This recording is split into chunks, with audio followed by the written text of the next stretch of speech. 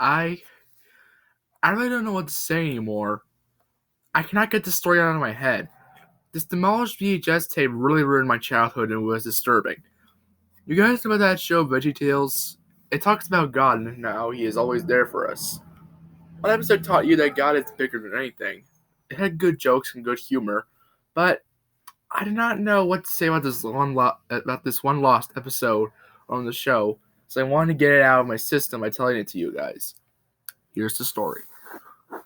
Hi, my name is Gabriel. I'm a huge fan of VeggieTales. I have all the DVDs, plushies, and even all merchandise. I always loved the show. The first VeggieTales episode I watched was called Are You My Neighbor, which came out in 1995. It fun to me to always love my neighbor. It even came with a silly song called the Hairbrush Song. I watched all the episodes except for one, which was called God Wants Me to Forgive Them. But it turns out I got a demolished copy of the episode. Here's the story. So it was a nice summer day. I was watching the VeggieTales episode Rack, Shack, and Benny until something popped in my mind. I said to myself, I never watched God Wants Me to Forgive Them. Maybe buy it on eBay? So I went to my good friend eBay, then I searched up the episode. There are no actual copies until I got to the bottom result. So I clicked on it and it read, VeggieTales, God Wants Me to Forgive Them, original tape, totally new, totally original. There was only one copy available and it cost $14.99. I said to myself, wow, why that much? Oh well, I never watched this episode anyway. So I clicked add to cart, then I bought it. After I clicked buy, it said, your delivery will be in 9 weeks. Thank you for your service. I said to myself, 9 weeks? What will I do in the next 9 weeks? As a team, I am super impatient.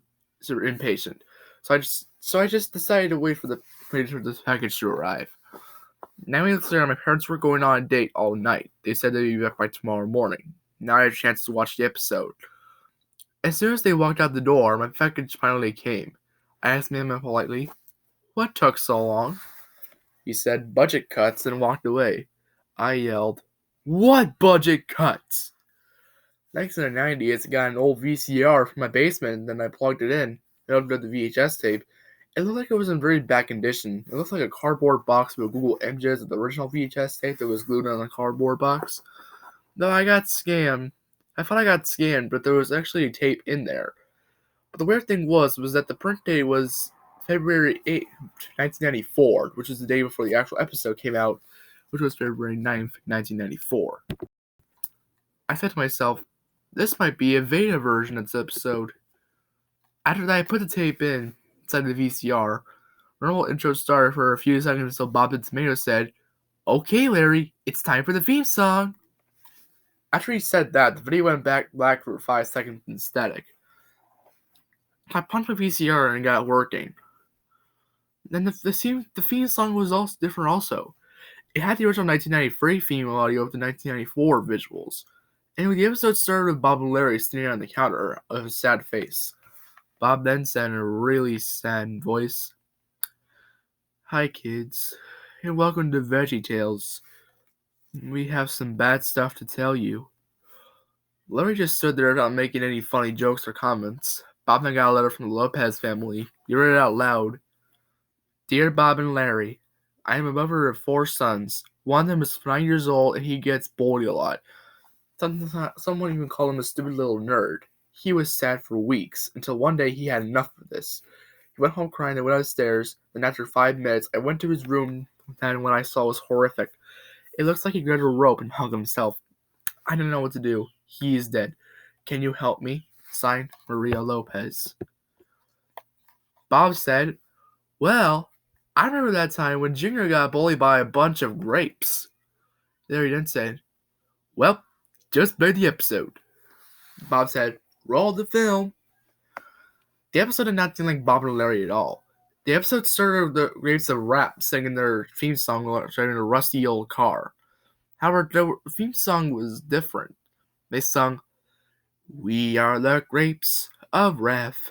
We will make child sad, and even until they're depressed.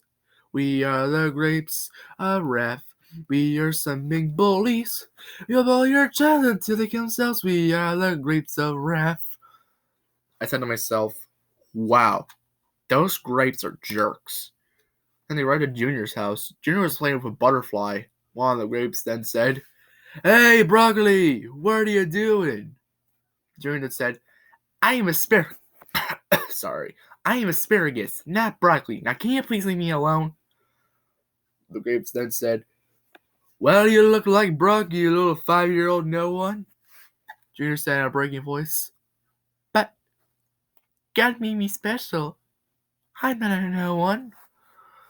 The grapes then said, "You are now." Ha ha ha! So he laughed at Junior. I expected the grapes of wrath to say that Junior had cheese on his head or call him Bean Boy. This is messed up. Junior's eyes then filled with tears, except that the tears were red. He then ran inside his house crying, "Dad, Dad, those jerks are bullying me." Starter replied with, "Ignore them, Junior." Junior then said, "That wouldn't work." As he ran in his bedroom crying, his crying was distorted, which made it more disturbing. After that, he got a rope from under his bed, he grabbed a stool, but then before he tied the rope, it showed the flashbacks on him spending time with his family and having so much fun. I cried a little. Where was I? Oh, right. And after he tied the rope, he said, "Every kid has his secret sorrows which the world knows are not. And oftentimes we call a kid when he is only sad." He then put his neck through the rope and let go. He hung himself. After that, his father was cooking mac and cheese, and he was finished, so he yelled, "Junior, your lunch is ready." No reply. He then yelled again, "Junior, your lunch is ready," in a distorted voice. His father went upstairs to his bedroom to see what was going on. He saw Junior hanging on the noose with a letter about its depression on a dusty desk. His father then read it and cried. And then cried while he was going downstairs and he went to his medicine cabinet and grabbed a bottle of pills. He then said, "Losing your child is never a good thing. It's one of the worst things a person can experience in life. Though death happens a lot in life, it's still hard to deal with. And for the loss of your child takes time, and everyone's journey to healing is unique. Everyone is different, and sometimes the journey can seem more than we bear. Goodbye."